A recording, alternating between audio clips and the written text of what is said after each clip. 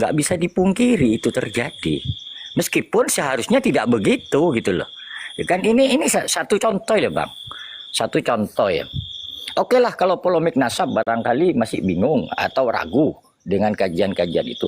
Tetapi dengan pidato, ceramah, kajian termasuk kitab yang dalam tanda kutip kita anggap sesat, mana ada komentarnya Kiai? Hampir tidak ada. Alasannya ada sebagian Kiai itu nggak pegang medsos dan lain sebagainya. Tetapi ini yang terjadi Bang, kan ini agak viral Bang. Ada tuduhan kalau pesantren itu feodal, NU feodal. Ada tanggapan. Saya lihat VT-nya langsung tadi dari Gus Kausar. Tetapi tentang ajaran-ajaran ini nggak ada. Ini mau digapain gitu. Saya sependapat Gus Kausar itu membantah dalam kasus itu. Karena memang saya nggak sependapat kalau pesantren itu dianggap feodal. Barangkali ada oknum yang memang sengaja memanfaatkan itu. Termasuk ini. Tetapi dalam kasus lain Gus Kausar nggak pernah tahu seakan-akan. Karena apa saya menganggapnya? Karena berhubungan dengan dirinya barangkali akhirnya perlu klarifikasi ini. Tetapi tentang kitab-kitab yang begitu sudah bertahun-tahun itu bahasa. Kan ini saya agak agak iskal kalau memang nggak tahu tentang ceramah-ceramah Habib itu yang sedemikian rupa, karena memang cukup viral gitu loh. Padahal masalah tuduhan-tuduhan feodal ini ya kurang nggak nyampe seminggu barangkali, tetapi sudah ada tanggapan ini keluar VT-nya Bang. Saya sampai retweet posting ulang tadi. Ini yang terjadi. Jadi memang kadang-kadang memang kita bingung. Mungkin kalau masalah nasab oke lah. Tetapi ketika menyangkut akidah Bang, masa saya harus ngajari para kiai kita mengatakan dengan kulil haq walau kana murron itu, masa saya harus ajarin itu? Enggak juga kan. Karena berbicara akidah itu beda konteksnya dengan nasab. Nasab barangkali masih pakai ya nggak apa-apa. Tetapi ketika ada mi'rajnya Faqih Muqaddam dan lain sebagainya, pernyataan-pernyataan yang seperti itu, belum lagi yang tentang fikih yang lain yang sengaja memang dirubah hukum nikah dan lain sebagainya. Mana ada itu di Islam seperti itu? Tetapi mana komentarnya para kiai itu? Sebagian teman-teman alasannya memang kiai itu nggak pegang ini. Tetapi kok ketika ada tuduhan feodal kok langsung garcep gitu loh Bang. Ini kan jadi pertanyaan bagi kita gitu loh. Tapi memang begini Bang, ada memang itu dalam masyarakat ya. Bisa saja itu mereka itu istilahnya anggaplah nggak percaya lagi Baklawi gitu loh. Tetapi ketika dia berbaur di masyarakat yang mayoritas percaya dengan Baklawi, dia itu nggak mau menyatakan dirinya nggak sepaham dengan mereka gitu. Saya ambil contoh gini, ini sebenarnya guyon-guyonan aja, tapi ini bisa jadi kenyataan yang terjadi kan. Di Makassar ini kan, di kompleks saya, itu kan yang tukang-tukang sate itu kan rata-rata teman-teman dari Madura gitu kan. Dia itu sampai ngomong begini sama saya. Biasa kan saya maksudnya kalau beli sate itu, karena udah lama kenal jadi sahabat gitu, kutanyain gimana kamu ini. Kau dengar nggak ini isu nasab ini? Dia bilang, dengar Pak. Jadi gimana pendapatmu? Bilang, kalau aku nggak percaya, bilang. Tapi kau pulang ke Madura gimana? Bilang ya harus gue bilang karena di situ kiai saya itu dia percaya itu nasab Baklawi kata dia. Jadi harus saya percaya juga. Nanti aku dimusuhin kalau pulang. Kata dia gitu loh. Iya sih Bang. Enggak, maksudnya kan kalau yang menyangkut nasab barangkali ini loh Bang, tetapi ketika menyangkut hal-hal yang lain Bang, ini kan mendasar Bang. Hal yang mendasar menurut saya. Gimana itu kan dengan ajaran-ajaran yang kita ketahui bersama kita ini. Ini masa mau didiamkan gitu. Gimana tugas beliau itu dengan untuk menjaga akidah umat Bang. Ini kan yang jadi pertanyaan. Kalau masalah nasab tidak ada urusannya dengan keimanan Bang. Iya kan? Nah, itulah esensi dari persoalannya gitu itu. Iya, imbasnya itu pasti ke situ. Cuman kan mereka itu maksudnya kalau sudah berbaur dengan masyarakat yang di situ kira-kira mayoritas pro Baklawi, mereka nggak mau bersuara. Meski dia tahu bahwa itu salah gitu loh. Memang ada masyarakat yang begitu itu. Dan saya yakin itu memang maksudnya banyak orang itu ya sekedar, makanya kayak dia risih kalau membahas itu kan, dia bilang, nggak usah bahas itu, yang lain aja. Karena mungkin itu hatinya sudah tahu, tapi kalau mau dibahas itu jangan-jangan dia lata kan, bertengkar lagi dengan tetangganya kan gitu. Enggak, itu apa ya, dari gurunya bilang jangan bahas itu. Iya, kalau tak klik ke salah satu ini, kenapa ngikut-ngikut itu? Ikut aja yang apa ya, yang mbah-mbah sepuh atau guru-guru yang sepuh bilangnya cuma begitu dua. Dia tidak punya data dan tidak punya jawaban yang memuaskan untuk masyarakat itu. Insya Allah ke depan ini masyarakat sudah mulai mengkonsumsi, sudah mulai tahu sebagian lah masyarakat. Dan kalau yang sepuh-sepuh yang tidak megang HP itu sudah apa ya, kalau misalnya ada di majelis atau ada di kolom itu sudah berbicara lah ini. Offline intinya. Ini yang sering bahas ini kan biasanya kalau di Madura kan anak-anak muda gitu. Cuman sudah hampir merata. Sudah ini kan tidak tahu, tidak ada jawaban yang pas bagi masyarakat. Iya, kalau kan umpamanya anggaplah saya ini kan, Waalaikumsalam. Warahmatullahi wabarakatuh. di Makassar ini nyaman gitu loh. Kita itu membahas itu dengan guyonan aja gitu loh. Banyak sini tetangga kompleks saya kan masih percaya juga dengan Pak Lawi kan, tapi kita itu guyon-guyon aja karena mungkin implikasinya bagi kita itu biasa aja kan. Nggak ada kayak pertentangan seperti di Jawa gitu loh. Sampai bisa musuh-musuhan gitu. Kalau di sini enggak, biasa-biasa aja. Kalaupun kita istilahnya debat-debat di depan jalan apa, nggak ada yang maksudnya mau gontok-gontokan atau apa, bukan hal yang sensitif gitu loh, bukan hal yang sensitif gitu kan. Tapi mungkin beda kalau di tempat lain gitu, bisa saja orang gontok-gontokan gitu jadi perkara besar kan. Kalau kita di sini guyon-guyonan aja itu. Ini tergantung apa ya, tergantung dari lingkungan sekitar. Apa sekitar itu banyak muhibbin atau tidak ada. Kalau di sini itu masih banyak muhibbin. Bukannya saya inilah, cuman saya berbicaranya di media sosial intinya gitu. Masa kalau bicara dengan offline kadang apa ya, orang itu masih banyak yang percaya, masih banyak yang tidak.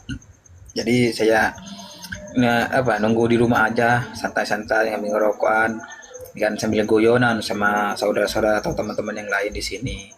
Barangkali kan yang di bawah nyimak, barangkali kan lewat di room saya memutar mendengarkan, barangkali ada perkataan yang tersentuh bagi muhibbin yang taklid buta itu. Saya kan bilang tidak benci kepada Habib, saya bilang itu tidak, ini cuman kebanyakan kata saya itu. Kalau dia itu betul-betul dia Nabi, minta tolong dong buktikan dengan kaidah dengan isbat nasab yang diakui oleh nakib-nakib internasional, supaya orang itu tidak gampang mengaku-ngaku duriah Nabi. Saya bilang begitu. Soalnya di sini itu banyak kejadian di Madura itu yang ngaku duriah Nabi, setelah diteliti itu bukan. Makanya orang itu orang biasa lah orang ini, cuman di desa lain dia ngaku-ngaku duriah Nabi, intinya begitu. Supaya orang itu tidak tertipu kata saya. Jadi begini ya, itu saudara sekalian ya, kita coba berbagi pandangan di sini. Kalau menurut pemahaman saya, nasab ini bukan ilmu yang abstrak gitu, dia ilmu pasti gitu. Bisa diukur kebenarannya, bisa diuji kebenarannya. Nah, jadi ketika ilmu yang pasti ini yang bisa diukur kebenarannya dan bisa dicari tahu sendiri kebenarannya gitu kan. Ketika kita minta pendapat kepada orang yang lebih mengerti gitu kan, menurut saya juga bahwasanya dia meminta pendapat itu sebenarnya dia masih meyakinin gitu kan. Ya menurut saya nggak usah aja, yakinin saja begitu gitu. Karena gini ya, mungkin hal-hal yang kita perlu diskusikan kepada para kiai kita, orang-orang cerdik pandai yang lebih mengerti, seperti contoh hukum rokok. Saya pernah bertanya kepada beberapa mereka yang lebih paham terkait dengan ilmu agamanya ya. Saya tanya, kenapa merokok itu tidak boleh? Salah satu kiai itu mengatakan itu rokok itu kenapa dia dikatakan haram? Dia berani mengatakan haram karena ini mubazir gitu, bakar-bakar uang. Ya, dia kaitkan dengan satu dalil yang mengatakan inna mubazirina kanu iwanus sayatin. Siapa yang mubazirkan barang maka temannya syaitan. Pendapat ini ya kebetulan saya ngerokok gitu kan, ya nggak saya ikutin. Saya tanya lagi kepada kiai yang mengatakan ya merokok ya makruh dikerjakan, tidak dosa, tidak dikerjakannya tidak apa-apa kan. Nah, jadi mungkin kita tuh yang harus kita pertanyakan tuh terkait dengan persoalan ya mungkin persoalan rokok ini. Akan tetapi kalau masalah nasab ini kan sudah jelas bisa kita cari tahu sendiri, bisa kita verifikasi sendiri dan bisa kita nalar sendiri. Karena apa? Ilmu nasab ini adalah ilmu yang pasti, yang tahu juntrung runutannya itu tahu. Tinggal bagaimana kita ingin tahu aja. Seperti itu. Kok beta turu mental ya? Mental apa gimana itu beta guru? Coba Bang Irlan dulu, Bang Irlan. Kayaknya Bang Irlan belum sempat bernarasi dari tadi. Ya. Oke, Karena izin keluar dulu. sekian Bang Vincent. Sebetulnya memang sebenarnya ilmu paling mudah itu ilmu nasab. Ya, ilmu paling mudah dibanding dengan ilmu-ilmu yang lain. Apakah itu ilmu hukum, ilmu ekonomi, manajemen, akuntansi dan lain-lain. Ya, apalagi ilmu teknik. Ya. Makanya sampai sekarang itu tidak ada satu perguruan tinggi pun ya, yang mengadakan ada fakultas ilmu nasab nggak ada, atau jurusan ilmu nasab juga nggak ada.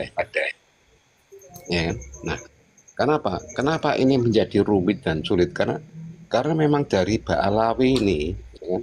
Satu, memang dari semua disiplin ilmu sudah tidak terbukti dan juga tidak terbukti tersambung kepada Rasulullah Muhammad SAW, tapi memaksakan diri, gitu loh. Jadi gimana caranya biar bisa masuk? Ya nggak akan bisa, memang tak terbukti. Kalau memang Ba'alawi mau cepat selesai, ya kan? Dan dia meyakini sepenuhnya bahwa nasabnya tersambung, ya udah lakukan isbat nasab kepada Nakobaira, setelah itu sampaikan kepada publik, itu selesai. Ya. Masalahnya itu mustahil dari Nakobaira untuk mengisbat, karena mereka sudah tahu bahwa Ba'alawi ini bukan durian Nabi, baik itu dari klannya, dari baninya, dari CDNA, dari kitab nasab, dari sejarah dan lain-lain, itu nggak terbukti. Ya, makanya saya tadi menanyakan kepada seorang muhibin yang narasinya seolah-olah di tengah ingin damai, ya kan? Tapi saya cermati loh, ini kok malah menyerang Wali Songo, terus ini kok condong ke Ba'alawi, maka saya yakinkan dia, ya kan? Nah, akhirnya ngaku sendiri. Alhamdulillah.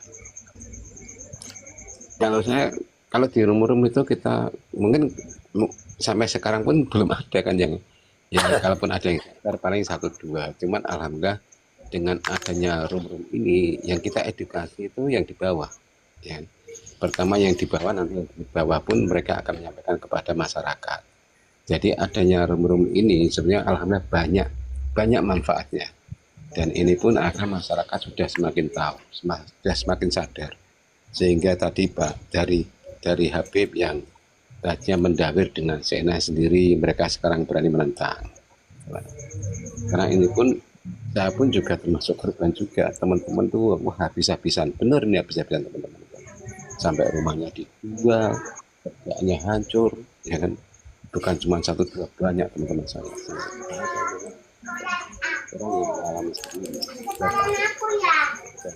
Ini masa dilanjutkan lain. Itulah Bang Kut, andai tadi menjelaskan itu ke Bang Egel itu lebih lengkap.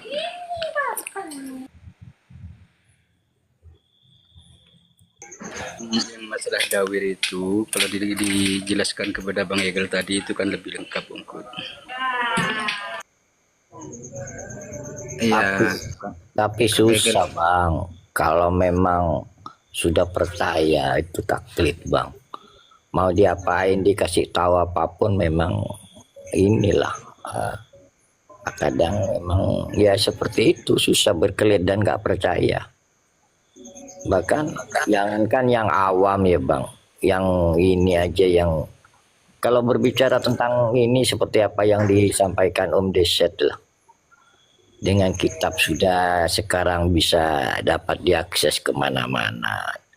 Sebagian itu kan justru lebih tahu dari saya untuk mengkaji dan lain sebagainya. Tetapi permasalahannya ya seperti yang kita alami saat ini. Entah karena apa, ya kadang-kadang bingung juga ya.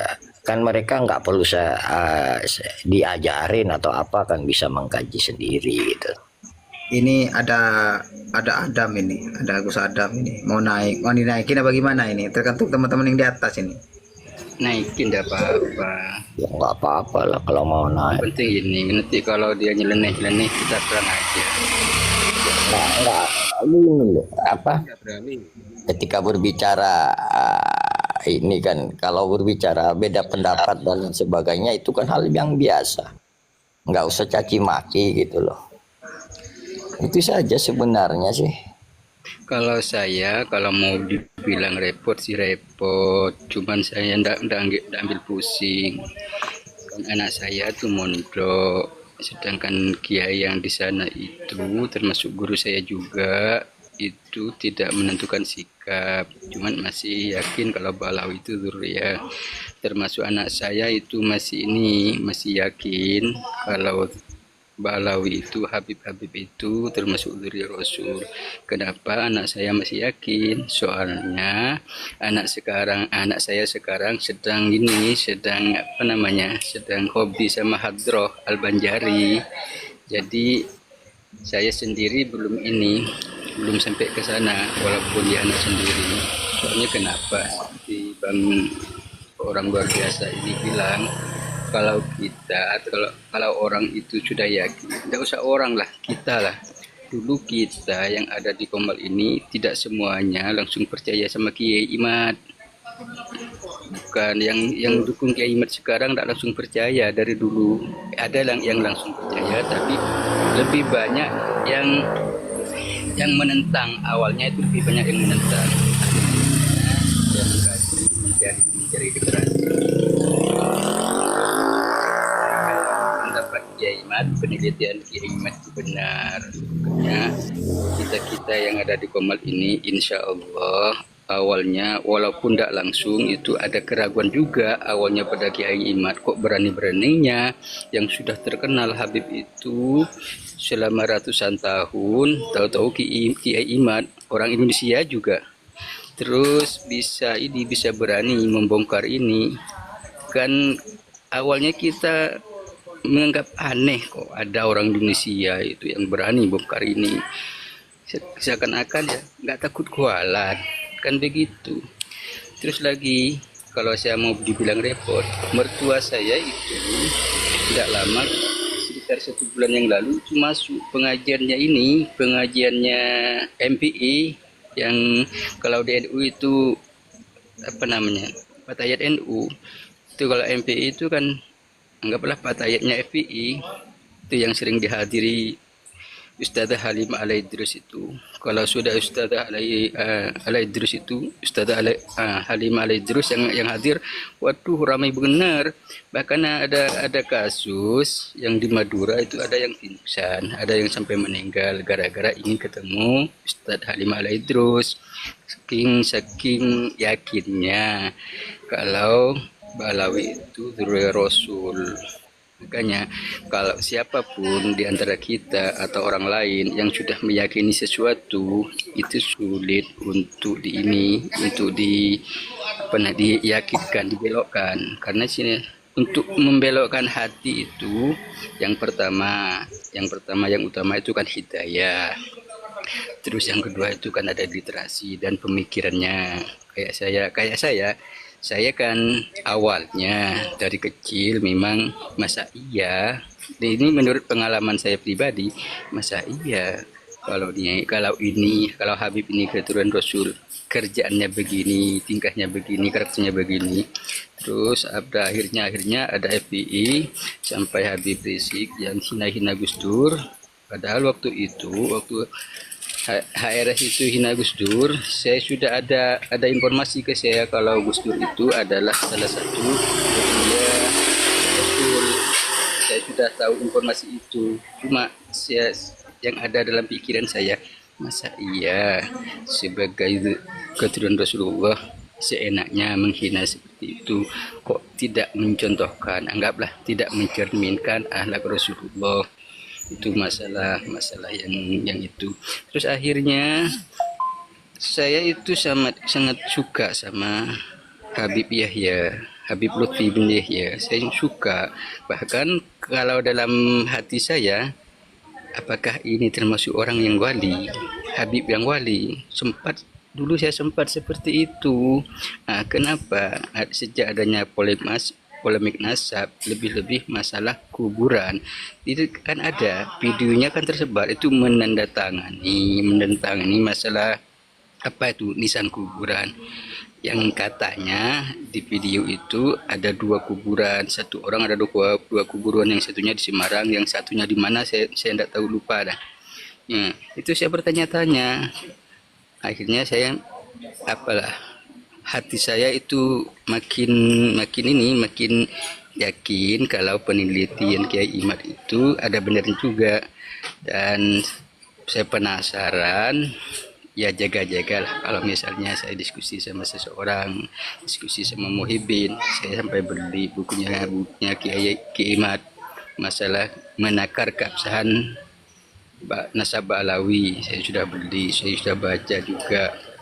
Terus masalah yang lain, ya intinya begini, kalau yang di kampung saya, ya di Madura lah, pada umumnya di Madura, jangan bilang sedikit, Muhyiddin jangan bilang sedikit, masih banyak, terutama itu yang di level bawah, yang masih orang-orang tua dulu, yang sudah tua, dan yang dulunya sudah yakin kalau Habib ini Durul Rasul.